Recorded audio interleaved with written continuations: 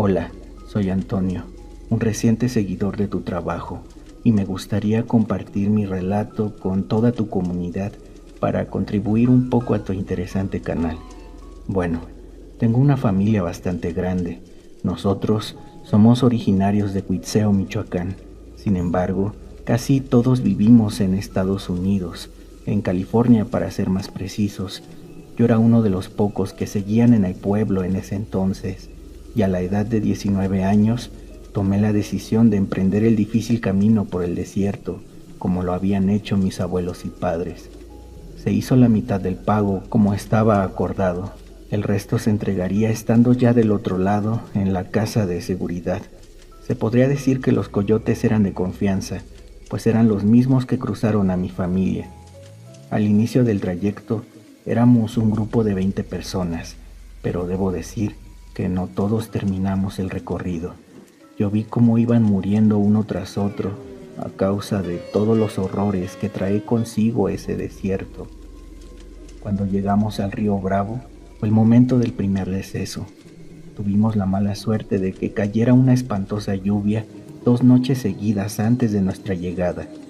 La corriente era bastante fuerte y habían personas que no sabían nadar.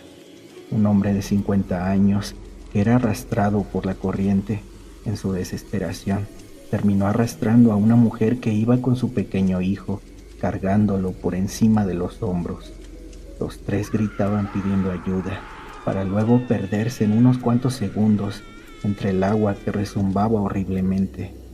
Allí entendí lo que mis padres me dijeron tiempo atrás, que en el desierto nadie arriesga su vida por la de un desconocido.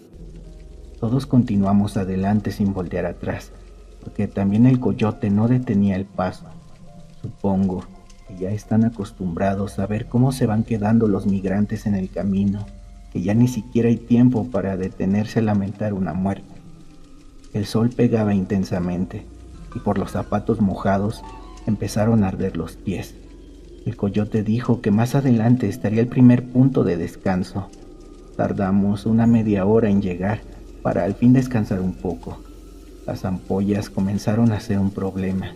En algunos, incluso ya les sangraban los pies por la humedad y el fuerte calor. Todos nos acomodamos por debajo de un árbol que hacía buena sombra, para tomar algo de agua y comer un poco también. Entonces, el coyote dijo que aprovecháramos para poner a secar todo lo que estuviera mojado, porque no volveríamos a descansar hasta la mañana siguiente.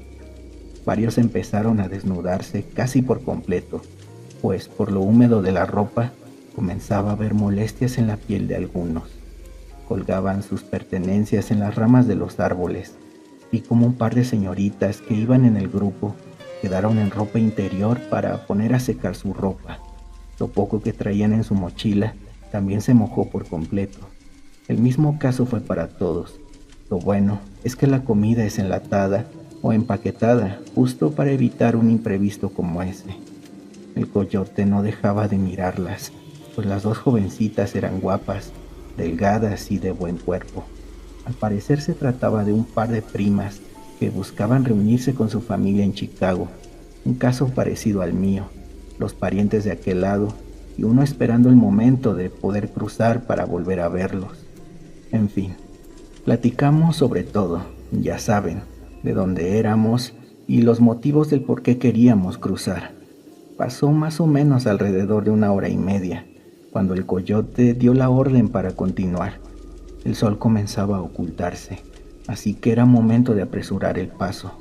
Continuamos un buen tramo, hasta que cayó la noche, y con ella los sonidos del desierto se asomaban con intensidad.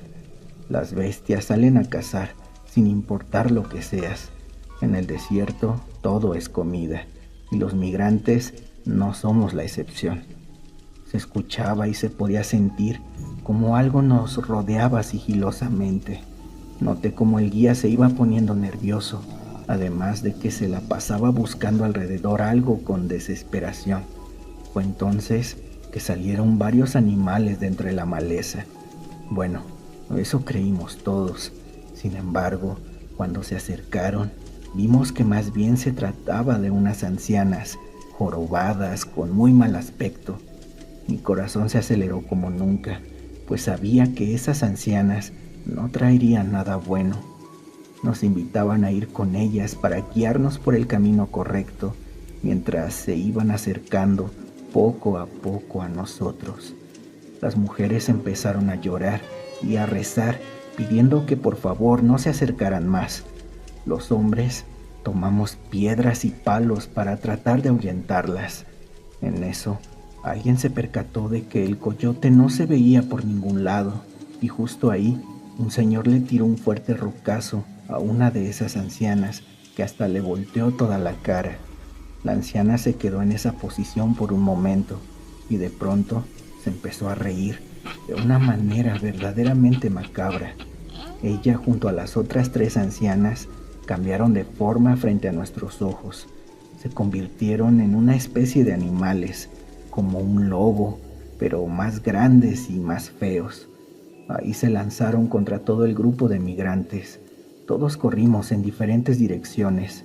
Solo podía escuchar los gritos de terror de mis compañeros, dejándolos atrás sin saber si los volvería a ver de nuevo. Entonces, de repente escuché suavemente una voz desde algún lugar. ¡Shh! ¡Shh! ¡Shh!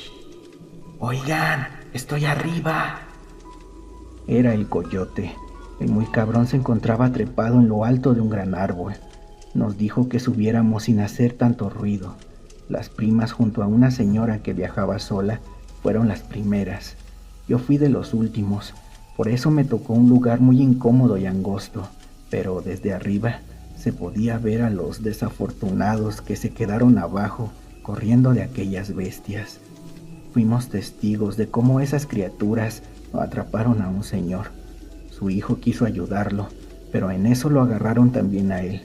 Los arrastraron con fuerza hasta perderse entre los matorrales. Volteando a los lados para buscar a mis compañeros, pude ver cómo las primas se tapaban la boca para evitar gritar. Fue un momento espantoso. Se me revolvían las tripas y me temblaba todo el cuerpo del puro miedo. Luego de un rato los gritos pararon. Una tranquilidad y silencio sepulcral nos llenó de angustia a todos. El coyote dijo que aprovecháramos para bajar y alejarnos de esa zona, pues ahora esas criaturas estarían ocupadas comiendo. Todos lo miraron con odio, como si lo culparan de lo que acababa de pasar, pero él solo apresuró a dejar el árbol para continuar, argumentando que ya nada se podía hacer. Se puso a la defensiva y dijo que eso era parte del recorrido. Si queríamos llegar al otro lado, no podíamos parar sin importar a cuántos dejáramos atrás. Todo el trayecto se convirtió en un calvario. Nadie quería decir nada.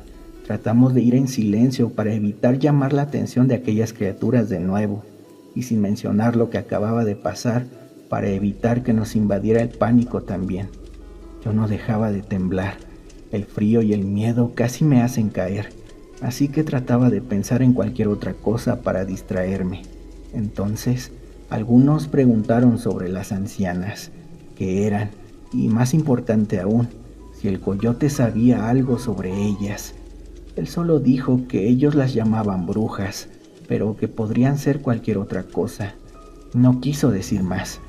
Ya, hay que darnos prisa, o nos va a ganar la noche sin que hayamos acortado el camino. Me di cuenta de que de los 17 que íbamos, ya solo quedábamos 13. Le imploraba a Dios que por favor los 13 lográramos llegar al otro lado con bien. Sin embargo, aún faltaba se extendiera la pesadilla. Más adelante, el coyote nos guió hasta un lugar donde habían unas como cuevas, ya que al parecer se percató de que la patrulla fronteriza andaba cerca. Nadie vio nada, solo él se dio cuenta de eso. Además, se estaba nublando el cielo y era posible que cayera la lluvia, así que era momento de esconderse hasta que la zona fuera segura de nuevo. El grupo se dividió en 2, los más jóvenes de un lado y las personas más viejas del otro.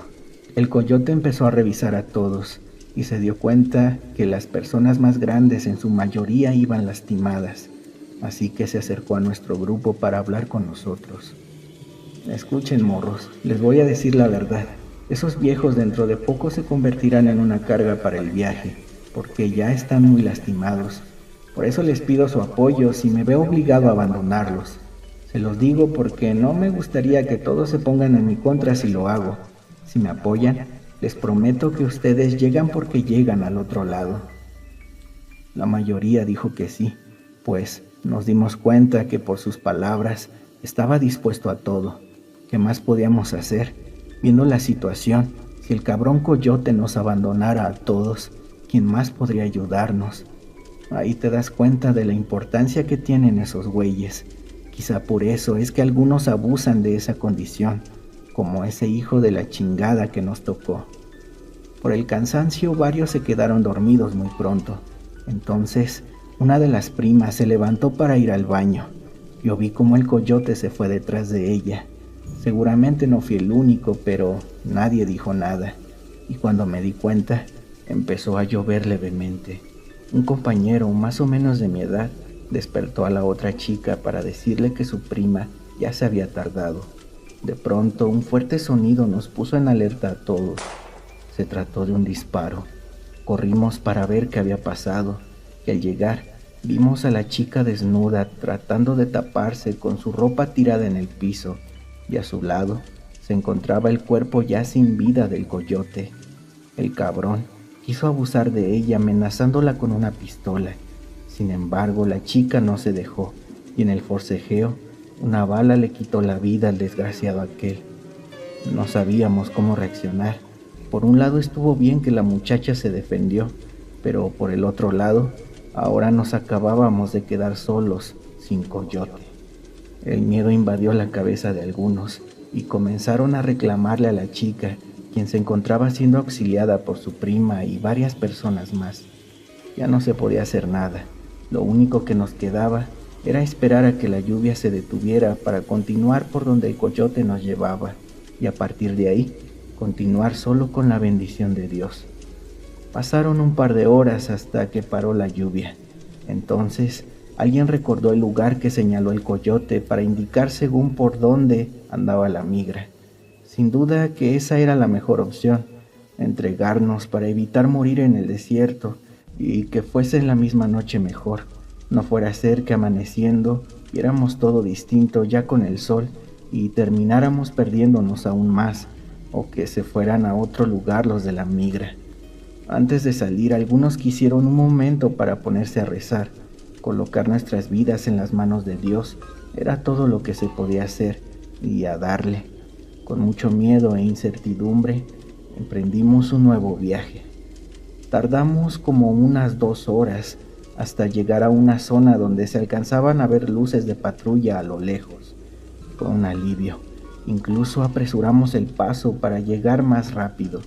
Tardamos alrededor de otra hora, pero lo conseguimos.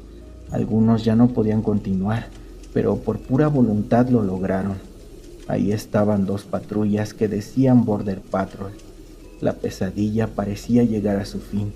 Sin embargo, fue todo lo contrario, pues al acercarnos, vimos que los agentes traían perros de búsqueda. Por la desesperación, un señor les gritó pidiendo ayuda sin medir las consecuencias.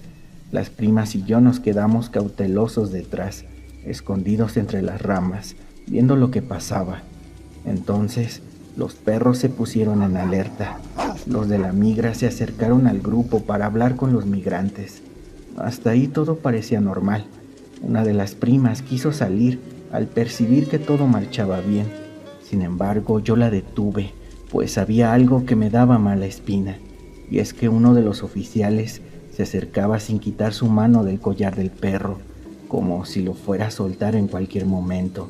Me di cuenta de cómo iban rodeando a nuestros compañeros para que no tuvieran por dónde escapar. Anteriormente mi familia me había hecho la advertencia de no confiar en la migra.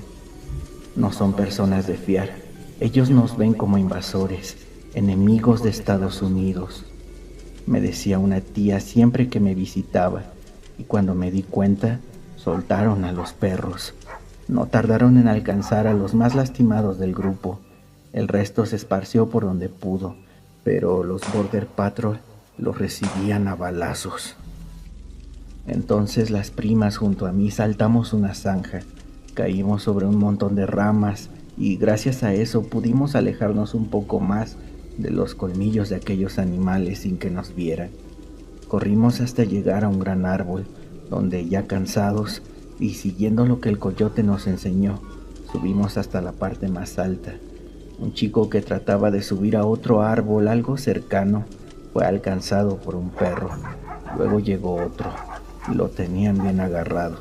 El chico pedía ayuda, pero no había nadie cerca.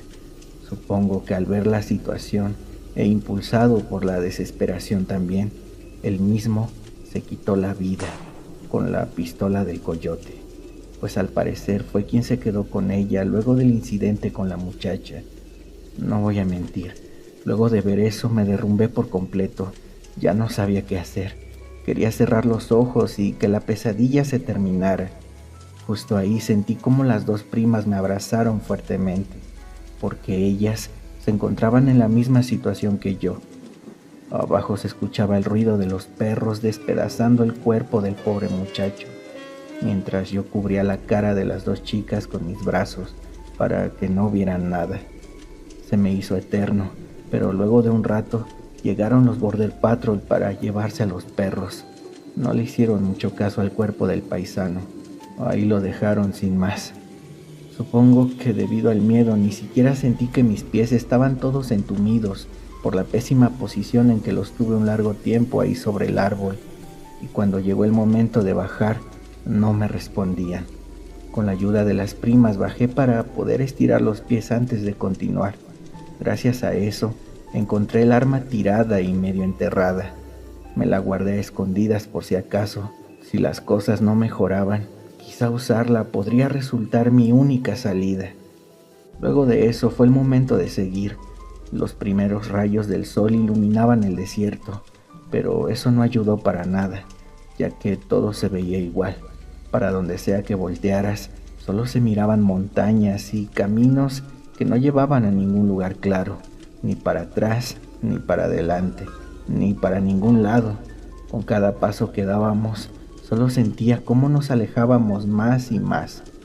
Eso me tenía muy preocupado. Caminamos sin parar por alrededor de unas 3 horas, hasta que Paulina cayó de golpe, la prima que se defendió del coyote. Paola, es decir, la otra chica, llorando le suplicaba se pusiera de pie, pero fue inútil. Entre los dos la tuvimos que cargar para llevarla bajo la sombra y darle de tomar algo de agua y mojarle la cabeza también. Gracias a eso reaccionó. Decía sentirse muy mal. Temblaba demasiado y le salía mucha baba al hablar. Entonces Paola comenzó a revisarla. Se dio cuenta de que una de sus piernas se encontraba hinchada. Tenía una bola morada, como si algo le hubiese picado, pero por todo lo que pasó y la debilidad de su cuerpo, ni se dio cuenta en qué momento sucedió. Asumiendo que fue algún insecto ponzoñoso, intentamos sacarle el veneno apretando la herida. Le salió un líquido negro que olía muy mal y después sangre. Ella gritaba del dolor, pero se aguantó. La verdad fue muy valiente. Supongo que el terror de quedarse sola fue más grande que el dolor mismo en sí. Esperamos un rato hasta que se sintiera un poco mejor, o más bien menos peor. Entonces me di cuenta de que ya casi no traíamos comida y el agua también era poca. Con mucho miedo e incertidumbre seguimos nuestro camino. Paulina pudo seguirnos el paso por un momento, sin embargo sucumbió de nuevo ante el envenenamiento.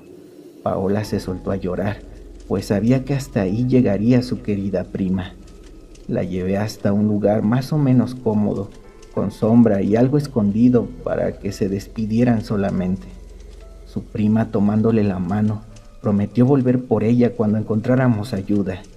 Yo agarré las cosas de su mochila para llevarlas con nosotros, y entre esas encontré una foto de ellas dos juntas. Se la di a Paola y continuamos dejándola atrás. La noche nos alcanzó poco después. El frío ni siquiera nos dejó dormir bien, y así pasamos otras 3 noches más. Para entonces ya no teníamos agua ni comida. La situación empeoraba cada momento, hasta que llegamos a una zona rocosa al amanecer. Subí a la parte más alta para observar si se alcanzaba a ver algo diferente, cualquier cosa, lo que fuera, que nos diera esperanza. Pero en lugar de eso, ahí fue donde me resigné. Al no ver nada más que un desierto interminable, tomé la decisión de ya no continuar. Le dije a mi compañera que yo ya no podía y tampoco quería seguir caminando, que si ella deseaba continuar, lo hiciera sola. Obviamente ella no estaba de acuerdo. Trató de convencerme para no darme por vencido, pero fue inútil, pues yo ya estaba resignado a morir. Se quedó a un lado mío sin pronunciar palabra. Así pasaron las horas, y entonces, de pronto escuché a Paola hablando sola. Parecía estar delirando. Decía cosas sin mucho sentido, hasta que mencionó el nombre de su prima Paulina.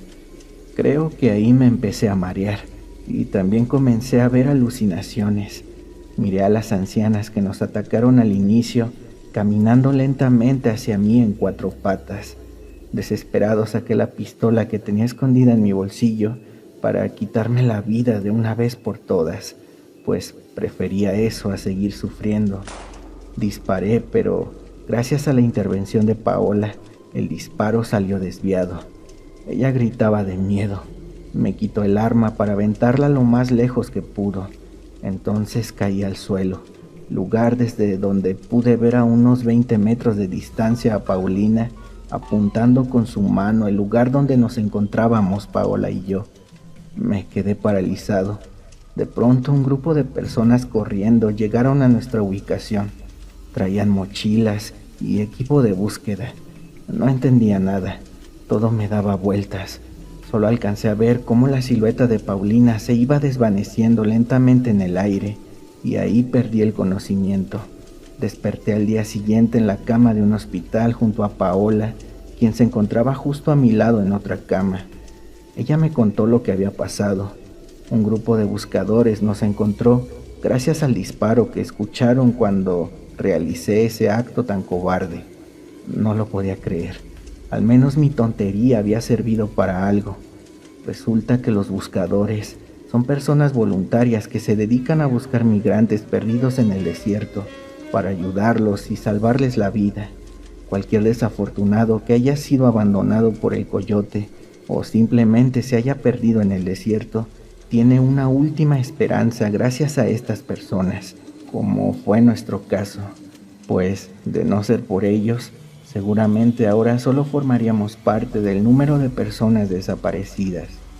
También me dijo que pudo hablar con su prima y que ella le advirtió sobre lo que yo pensaba hacer con la pistola. Por eso alcanzó a detenerme a tiempo. Le di las gracias a Paulina desde lo más profundo de mi corazón, y aunque ni siquiera encontraron su cuerpo, mi esposa Paola y yo jamás la olvidaremos. Hoy tenemos una hija que lleva su nombre en agradecimiento, y en poco tiempo tenemos planeado regresar a Cuitzeo para poner un negocio de ropa en la plaza textil más grande de México, ya que ese era el sueño de Paulina. Nosotros logramos cruzar a Estados Unidos tiempo después, pero eso ya es otra historia. La verdad, la vida acá en Estados Unidos ya no es lo que era antes, y por el contrario, parece que en México las cosas van mejorando significativamente, o al menos eso es lo que me cuenta mi familia. Espero nos podamos ver pronto en Texticuitzeo, Michoacán. Bueno, Jera, te mandamos un cordial saludo mi esposa y yo, ya que ella también es una seguidora de tu canal. Nos dio mucho gusto platicar contigo un poco, y como dijiste que tú vas muy seguido a Michoacán, esperamos algún día conocerte en persona. Muchas gracias y hasta luego.